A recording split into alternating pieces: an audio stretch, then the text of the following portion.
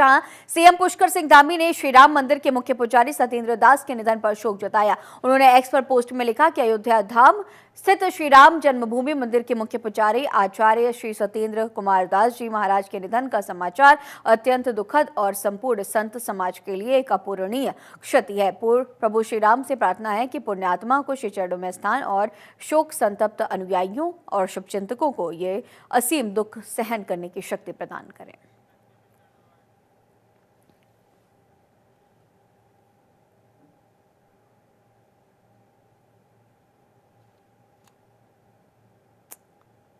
और खबर देहरादून से है, जहां समाज सुधारक संत शिरोमणि रविदास की जयंती पर आयोजित समारोह में सीएम धामी ने शिरकत की है। सीएम ने एक्स पर पोस्ट करते हुए लिखा कि संपूर्ण विश्व को समानता भाईचारा का संदेश देने वाले महान समाज सुधारक संत शिरोमणि रविदास जी की जयंती पर कोटिशः नमन। आपने समाज में व्याप्त असमानता और अंधविश्वास के खिलाफ न सिर्फ आवाज उठाई बल्कि जातिवाद और छुआछूत जैसी कुरीतियों को खत्म करने के लिए अपना संपूर्ण जीवन समर्पित कर दिया। आपकी शिक्षाएं और कार्य समाज में एकता, सद्भावना और मानवता का मार्ग प्रशस्त करते रहेंगे।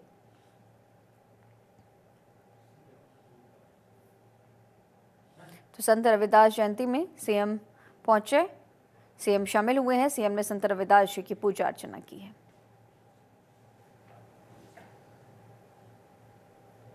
सीएम ने संत रविदास को आदर्श बताया है, पूजा अर्चना की है। ये तस्वीर देखिए, जहां संत रविदास की जयंती पर उन्होंने पूजा अर्चना की, उन्हें पुष्प अर्पित किया है।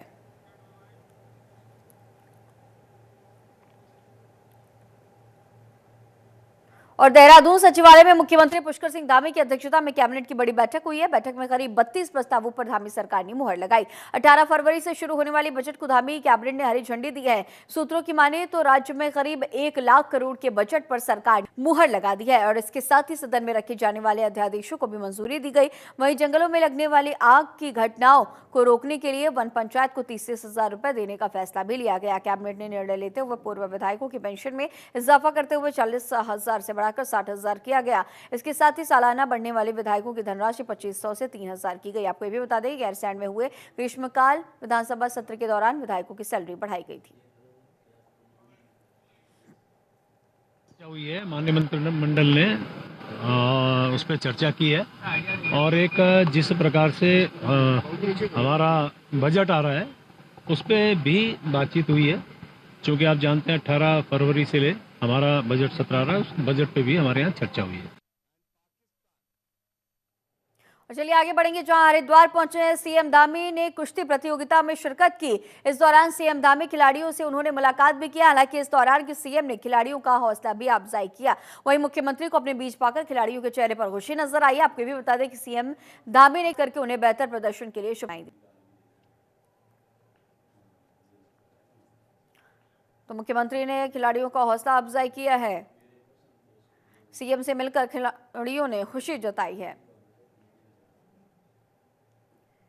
तस्वीर भी देखिए, जहां पर सीएम ने कुश्ती प्रतियोगिता में शिरकत की। इसमें राष्ट्रीय खेल, इनकी थीम थी ग्रीन गेम्स और पूरे जीवन भर हमारे जो मेडल विजेता खिलाड़ी हैं उनके नाम का एक एक यहाँ पर एक एक पेड़, एक एक पौधा लगाया जा रहा है, जो निश्चित रूप से आने वाले समय में जो आज पर्यावरण संरक्षण है, इकोलॉजी और इकोनॉमी में हम हमेशा संतुलन की बात करते हैं और ये धरती पूरे विश्व को पर्यावरण का संदेश देती है। तो 1600 मेडल विजेता खिलाड़ियों के नाम पर एक एक पौधा यहाँ पर रोपित किया जा रहा है, जो निश्चित रूप से पर्यावरण संरक्षण की दिशा में यहाँ के वायु को, यहाँ के वातावरण को, यहाँ के परिवेश को हमेशा ये याद दिलाता रहेगा कि 38वें राष्ट्रीय खेलों का आयोजन हुआ, उसमें इन खिलाड़ियों ने पदक जीता और उनके नाम का एक पेड़ वो कभी भी आकर अपने पूरे जीवन भर और अपने आने वाली पीढ़ियों को भी बता पाएंगे कि उनके नाम का एक एक पौधा यहाँ लगा हुआ है। यही खेल वन के रूप में हमारा सब मेंटेनेंस को लेकर के बड़ा ये स्कूल जो कर रहा है ताकि जिंदा रहे पेड़, तो उसको लेकर के क्या कुछ है सर? बहुत अच्छा है। देखिए, सरकार की अपनी एक सीमाएं होती हैं। सरकार प्रेरणा दे सकती है, आगे बढ़ सकती है। समाज का जब सहयोग होता है तो निश्चित रूप से वो जो हमारा इस बार का थीम है, संकल्प से शिखर तक, तो वो पूरा होता है। और उत्तराखंड के 2 आईएएस अधिकारी डॉक्टर राघव लंगर और ज्योति यादव को भारत सरकार में जॉइंट सेक्रेटरी के पद पर प्रमोशन मिला। दोनों अधिकारी उत्तराखंड कैडर में 2009 से काम कर रहे हैं। डॉक्टर राघव जम्मू कश्मीर के अति संवेदनशील क्षेत्रों में भी काम कर चुके हैं। वर्तमान में डॉक्टर लंगर जल शक्ति मंत्रालय भारत सरकार में पद पर तैनात है। वहीं ज्योति यादव द्वारा भी सीमांत जिला चमोली के सीडीओ के पद पर वो काम कर चुके हैं। आपको ये भी बता दें कि 2018 से प्रतिनियुक्ति पर वाणिज्य मंत्रालय में निदेशक के पद पर कार्यरत है।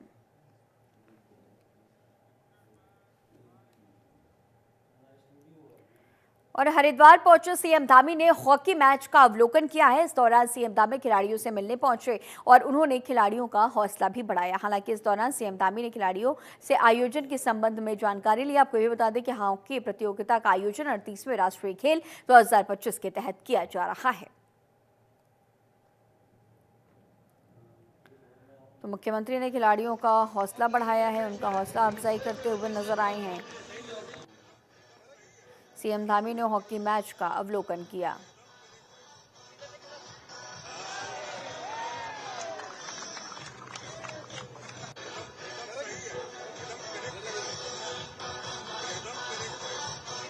तो ये तस्वीर देखिए जहां पर हॉकी खेलते हुए भी सीएम पुष्कर सिंह धामी नजर आए हैं। इसके साथ ही उन्होंने खिलाड़ियों का भी हौसला अफजाई किया है।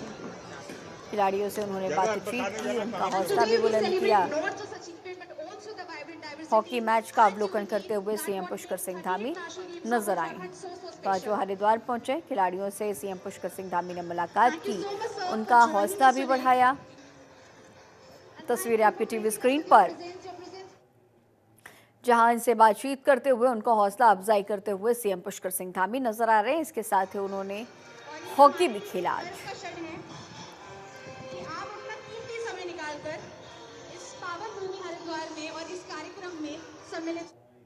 और उधम सिंह नगर के किच्छा में बिजली के स्मार्ट प्रीपेड मीटर लगाने गए कर्मचारियों को विधायक तिलकराज बेहड़ के विरोध का सामना करना पड़ा है।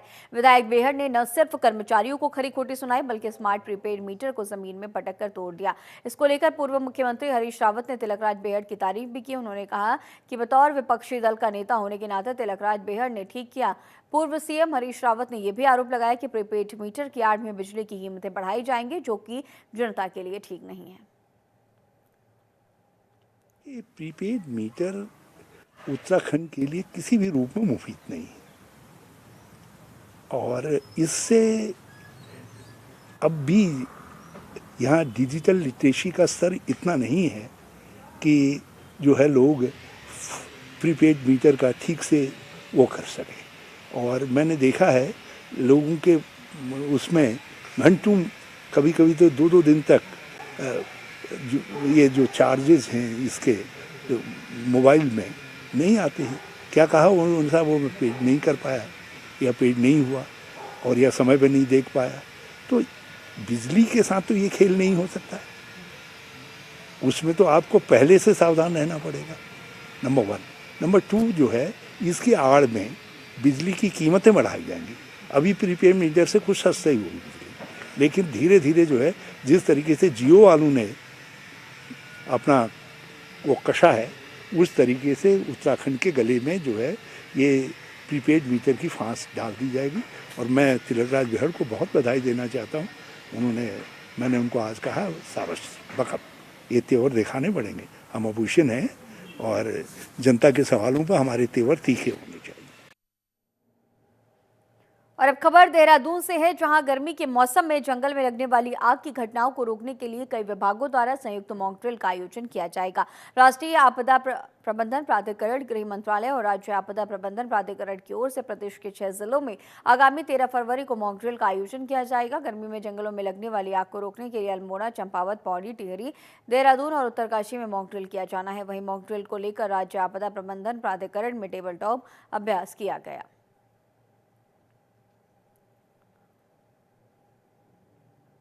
लेकर एनडीएमए के द्वारा एक मॉक ड्रिल के लिए कहा गया है, तो उसी के बारे में आज टेबल टॉक एक्सरसाइज थी हम लोगों की, जिसमें एनडीएमए के अधिकारी, हमारे उत्तराखंड के बहुत सारे विभागों के अधिकारी, जिसमें वन विभाग, पुलिस विभाग, एनडीआरएफ, एसडीआरएफ और बहुत सारे लाइन डिपार्टमेंट जितने भी इसमें इन्वॉल्व होते हैं सब लोग थे। डिटेल में एक एक चीज़ के बारे में चर्चा हुई है। यह मॉक ड्रिल पहले 7 जनपदों में की जानी थी, अभी वो 6 जनपद में की जा रही है। एक जनपद को किसी कारण से अभी शामिल नहीं किया जा सकता है। उसके बारे में कैसे कैसे कार्रवाई की जानी है, एक एक बिंदु के बारे में किस विभाग के द्वारा क्या कार्रवाई की जानी है, कैसे कैसे कार्रवाई की जानी है, पूरा इंस्ट्रक्शन दिए गए हैं और सभी से ये कहा गया है कि आप इसके लिए अभ्यास कर लें बाकायदे। और कल एक बार फिर हम लोग बैठेंगे और परसों फिर मॉक ड्रिल करेंगे 13 तारीख को। और अब खबर देहरादून से है, जहां उच्च शिक्षा विभाग की ओर से चलाई जा रही 2 दिवसीय मेगा स्टार्टअप समिट का मुख्य सचिव राधा रतूड़ी ने उद्घाटन किया।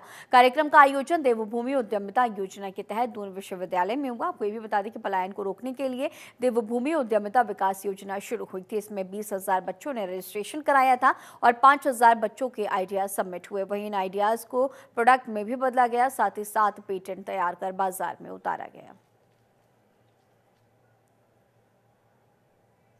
नवंबर 2023 में ये हमारी योजना शुरू हुई थी, उद्यमिता विकास योजना। ये माननीय मुख्यमंत्री जी का एक योजना शुरू करने के पीछे उद्देश्य था कि पलायन को रोका जाए। अब पलायन को रोकने के उद्देश्य से शुरू की गई योजना एक मूवमेंट का रूप ले रहा है। इसमें 20,000 बच्चों ने रजिस्ट्रेशन कराया था और लगभग 5,000 बच्चों के आइडियाज़ सबमिट हुए, बिजनेस प्लान सबमिट हुए। तो समझ सकते हैं 1 साल के अंदर ये योजना कितने एक सफल हुआ है। सिर्फ सफल हुआ है ये नहीं कि बच्चों ने कुछ आइडियाज़ दिए और वो आइडिया सबमिशन हुआ और उसमें चर्चा हुई, ख़त्म हो गया, नहीं। ये प्रोडक्ट में कन्वर्ट हुआ है। 7 पेटेंट हुए हैं, 50 प्रोडक्ट लॉन्च हो चुके हैं जो माना है। तो ये एक तरीका है लोगों को उद्यमिता से जोड़ने का। उनके पास जो आइडिया है, काम जो जानते हैं, उसको किस तरह से प्रोडक्ट में कन्वर्ट करके मार्केट में लाया जाए। दूसरा इसका उद्देश्य ये भी है कि लर्निंग को बढ़ावा दिया जाए। बच्चे काम जब करते हैं तो सिर्फ काम नहीं करते या प्रोडक्ट नहीं बनाते, उससे सीखते भी हैं। और सिर्फ खुद नहीं सीखते हैं, जब वो कुछ करते हैं तो आसपास के लोग भी उससे प्रेरित होते हैं। और अब खबर हरिद्वार से है, जहां अर्धकुंभ 2027 की तैयारियों को लेकर पुलिस ने रणनीति बनानी शुरू कर दी और इससे लेकर एसएसपी ने अधिकारियों के साथ बैठक की है। बैठक में मौजूद अधिकारियों से प्रयागराज महाकुंभ और हरिद्वार से पहले संपन्न हुए कुंभ मेले की व्यवस्थाओं के आधार पर आगामी अर्धकुंभ 2027 की कार्य योजना तैयार करने को कहा गया। बैठक में भीड़ प्रबंधन, सुरक्षा व्यवस्था और यातायात नियंत्रण जैसे अहम मुद्दों पर विस्तार से चर्चा की गई।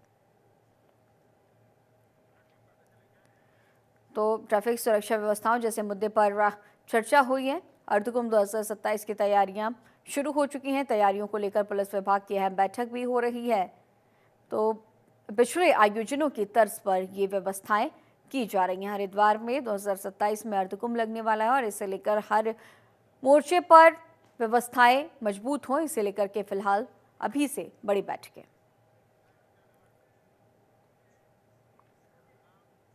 और अब खबर हरिद्वार से है, जहां माघ पूर्णिमा के पावन पर्व पर श्रद्धालु मां गंगा में आस्था की डुबकी लगा रहे हैं। ऐसा माना जाता है कि इस दिन गंगा स्नान का एक अलग ही महत्व है। विश्व प्रसिद्ध हर की पैड़ी पर सुबह से ही श्रद्धालुओं का तांता लगा। बड़ी संख्या में श्रद्धालु मां गंगा में आस्था की डुबकी लगाने के साथ ही दान और पूजा अर्चना करने पहुंचे।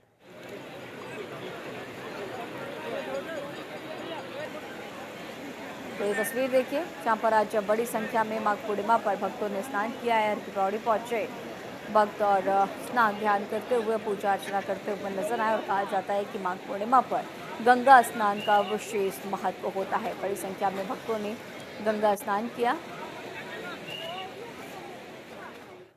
और अब खबर हरिद्वार से है, जहां शारदीय कांवड़ मेले की तैयारियों का जिलाधिकारी ने निरीक्षण किया है। इस दौरान उन्होंने अधिकारियों को जरूरी दिशा निर्देश दिए। उन्होंने चंडीघाट के पास बनने वाले अस्थायी बस अड्डे को जोड़ने के लिए सुधार का काम जल्द पूरा करने के निर्देश दिए। साथ ही हरिद्वार नजीबाबाद रोड पर जारी तमाम निर्माण कार्यों को भी तेजी से पूरा करने का निर्देश दिया गया, ताकि श्रद्धालुओं की यात्रा सुगम और सुरक्षित हो सके।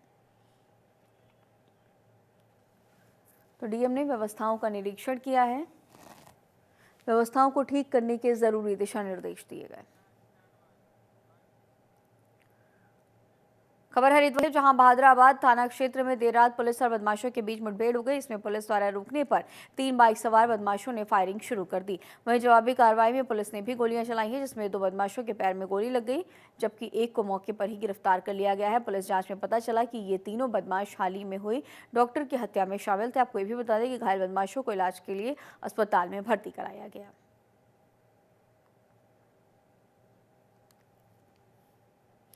पुलिस और बदमाशों के बीच ये मुठभेड़। इसके बाद इस मुठभेड़ में बदमाश के पैर में गोली लगी है। घायल बदमाश को अस्पताल पहुंचाया गया। 2 बदमाशों के पैर में ये गोली लगी। हरिद्वार का ये पूरा मामला है। और हरिद्वार के रानीपुर कोतवाली क्षेत्र में स्क्रैप कारोबारी को दुष्कर्म के झूठे मुकदमे में फंसाने की धमकी देकर 10 लाख मांगने के मामले में पुलिस ने एक आरोपी को गिरफ्तार किया। पुलिस ने आरोपी को कोर्ट में पेश करने के बाद जेल भेज दिया है। वहीं पुलिस द्वारा अन्य आरोपियों की तलाश भी की जा रही है। आपको ये भी बता दें कि बहन के साथ मिलकर 2 सगे भाइयों ने कबाड़ी को ब्लैकमेलिंग करके 10 लाख मांगने की साजिश रची थी और इस मामले की 10 फरवरी को कोतवाली दर्ज कराई गई थी।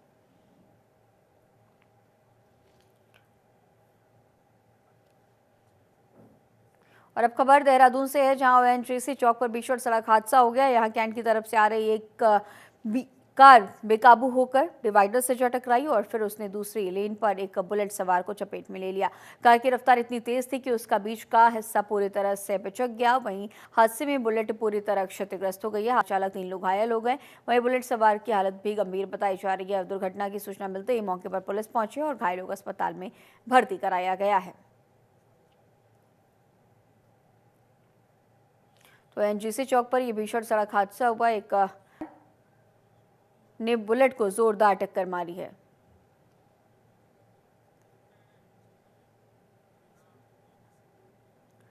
और उत्तराखंड के इस खास बुलेटिन में फिलहाल इतना ही। खबरों का सिलसिला लगातार जारी रहेगा। बने रहिए जनतंत्र टीवी के साथ। नमस्कार।